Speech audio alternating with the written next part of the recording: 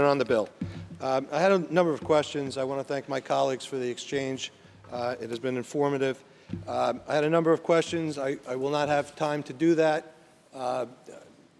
although the governor thinks so little of people that yesterday she thought that we all had 12 or 14 hours just to sit around and do nothing while she was not doing her job. But nevertheless, rather than going to a question debate session, I'm just going to speak on the bill. So, a little background here. What happened in the Bruen case? The Supreme Court of the United States ruled, rightly so in my opinion, that for years the state of New York has been violating the Constitution. Now, we say that. It's a legal way of expressing what happened. But in real terms, what does that mean? It means that New York has been denying people their constitutionally guaranteed liberty and freedom. That's what New York has been doing. And we all know that that has been what New York has been doing. People have touted the old law as being a good law. What the Supreme Court rightly said is that the standard in New York was so arbitrary, so capricious, and I believe even worse than that, Madam President, that people's rights were being denied at the whims of the people who were in charge with deciding whether or not someone has cause, and in New York that meant special need, to have the right to defend themselves. So in practice, how did that go down? Well, the Supreme Court said it was arbitrary and capricious. I say at best that's what is happening. I think at worst, it has been outright disregard for freedom, a distrust of people, which you always see from the tyrants, from the people in good government. They don't trust the people. People aren't smart enough to be free. They're not capable of having and possessing liberty. And at worst, I think there was a racist element. And the facts bear that out. Do you know that a black man in New York City was 100 times more likely of not being able to have the right to defend themselves in the state of New York than a white man upstate? No one can deny that because those are the facts. And the Supreme Court said, enough with the state of New York deciding arbitrarily and discriminatorily who has the right to defend their lives. And so it was struck down. So what do we have in its place here being proposed? Let me explain to the people back home what's really happening here. So I know people think they're cute. The governor thinks this is funny. In fact, I think the governor just thinks this is what she needs to do to get elected. This is not what is needed to be done to protect people. What is proposed here, when you violate the Constitution, it's either a 100% violation or not. But this is more violative. This is more unconstitutional in every shape and form than what was just struck down. And guess what? I know it's a little people, when you say that around here, they wink at you and say, yeah, we know. Yeah, exactly. That's the point. That's the point. The governor thinks that's the point. She thinks it's all right to tell New Yorkers that the Constitution does not apply to you, that you're not worthy of being able to protect your lives. So we have this not-so-cute attempt to go beyond what has just been struck down. So, under the prior construct, you needed proper cause, special need, translation, will decide if and when, and who is worthy. That's being replaced with good moral character. As I think was demonstrated on the floor here, good moral character is in the eye of the beholder. It's not defined.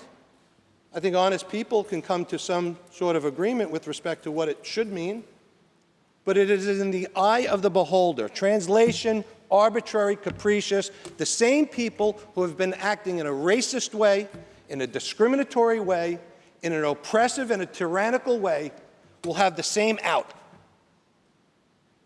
They'll have the same ability to do that. And it gets worse from there. Because there will be a number of ways, a number of provisions in this legislation that those same people will have a place to hang their hat and deny somebody the right to exercise their liberty and their right to protect their lives just because they feel like it. I don't think you're a person of good moral character. Sorry, it's just how I feel. Might be because of the way you look. Might be because of your skin color, your race, your gender, your creed, your religious beliefs. You're not of good moral character. In fact, we hear that in America all the time. That person believes this. That person's a Catholic. There are people out there, I see them on the news. I don't believe Catholics are of good moral character. How could you be? So this is more violative of the Constitution and gives tyrants more opportunity to say no. What is another way they can do that? Training. We heard. In Manhattan, there may not be a place to get that training. In fact, if you live in the inner city, maybe the nearest place to get training is 100 miles away. Is that an unconstitutional barrier? I say yes, and it's going to happen. Cost. Is the state going to cover the cost for a low-income person who wants nothing more than to share in the American dream and say, I'm just as free as everyone else? My life is worth as much as everyone else? Is the state going to cover the cost? Or is one life worth more than another? If a person has to travel 100 miles to go to a range, talking about proficiency, I don't know, are there any ranges in Manhattan open to the public? The Bronx? Are there? Do there have to be? I'm getting a yes. I heard no. But if there aren't, what about that low-income person? Does that mean they don't have the same right as someone who could afford to go to the range, who could afford to travel for training? Proficiency. It's been said on the floor. We don't know yet exactly what that means. I mean, that's a pretty important point. That's another place that is going to be used to tell people, sorry, you don't have the right to protect your life. Are you going to have to become a marksman or a markswoman to be able to exercise your rights under this legislation? When you live in a state where people giggle about the fact that they know that their ultimate goal is preventing people from exercising their Second Amendment right, then I've been here long enough to know that there are going to be people, as they promulgate these rules, that are going to try to do just that. They'll be laughing somewhere in an office in this building saying, hey, I think it was Senator Steck, yeah, let's define proficiency as, you know, hitting a 1-inch target at 400 yards. That'll get them. It's unconstitutional, but it'll happen here, I promise you. Under the old construct, what the court found to be unconstitutional was that people who otherwise should have been able to exercise their Second Amendment right, their right to defend their lives, were being denied that right. That's what they found to be unconstitutional. The insidious nature of this legislation goes one step further. It acts as though more people will have the ability to access the right to carry a gun and protect their lives. It acts as though that's what's happening here. But in the next sentence, it conveniently, in many respects, eliminates the concealed carry permit in the state of New York. Now, what do I mean by that? So before, some people were allowed to carry, other people weren't. But if you had a concealed carry permit, and you have one now, it's really a concealed carry permit. You can carry it about the state. You can protect your life. So the evil of the old construct was some people can carry, others can't, willy-nilly. The evil in this legislation is there really is no such thing as a carry permit. The sensitive places, the places you cannot carry under this legislation, the sensitive places are New York State. It's a big laugh. It's a big joke.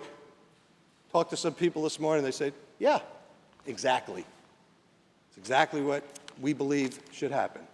The sensitive place is New York. So, yeah, maybe a few more people, maybe, I doubt it, because there are so many ways more under this legislation that people can be arbitrarily denied. But a few more people might be able to exercise their right and receive a carry permit, but none of them will have any meaning because you can't carry them just about anywhere in New York, especially the last one. Gathering of individuals to collectively express their constitutional rights, to protest or resist. Who defines what that is, when that's happening, where it's happening? Arbitrary, capricious, discriminatory, all with one intent. And now we're going to let the pizzeria owner decide whether or not I can exercise my constitutional right. And someone asked, why would you switch the burden and make the business have to affirmatively say, you're welcome here? We all know why that is. It's a scarlet letter. That's what it's about. It's a scarlet letter. We know in this state, anyone who does business with a gun manufacturer or ammunition manufacturer, they're targeted by this state, by this government. You think businesses are going to want to put that scarlet letter on their storefront? They know they're going to be targeted, and so they won't. And again, no one's being fooled here. That's the point. And that's what's happening here. Oh, but you can carry. But if you run into that pizzeria, you got to leave the gun in the car. That sounds safe, Madam President. Sounds really safe. The state has said, hey, you're of good moral character, you're proficient, you're well-trained, here you are. We trust you to protect your life. We trust you to carry. But wait a minute. If you're going to go into the pizzeria, leave your gun in the car. I have a word for that, but I won't use it here. I'm going to end on the process, Madam President. I'm going to end on the process. I'm going to say something I think a lot of people are thinking, both sides of the aisle. The governor of the state of New York, before her primary, decided to look tough on crime, and is anything but, and declared an extraordinary session, extraordinary, important, urgent, necessary. Dragged us up here. That's okay. It's our job. Dragged us up here, and when we got here, did not have a bill. Did not have a bill to give the legislature. I have a word for that, too. But I'll just say the people deserve better than that. The people deserve better than that. And I know there's going to be a bill signing, and the governor's going to tell the people of New York that all is well now. I've protected you. Protected you. Imagine this is the deceit that occurs here. I've protected you by taking away a little bit more of your freedom. I've protected you because I know better. I know better than you. I'm protecting you by making New York State less safe. That is the lie that the people of the state of New York are going to be told. Because when people are less safe, when people have less freedom, then everyone, all of us, are in greater danger. And here's the truth. when the governor tells the people of the state of New York that they are now, because of this legislation, more safe, the truth of the matter is they will be less safe. And when they wake up tomorrow, here are the facts. If you're concerned about public safety, if you're concerned about the well-being of the people of the state of New York, if you want to call an extraordinary session, if you want to call an emergency session, call it. We'll be here. But please, call it because you want to do something about $5 a gallon gas. Call it because you want to do something about the out-of-control crime marching through the state. Call it, Governor Hochul. Bring us back.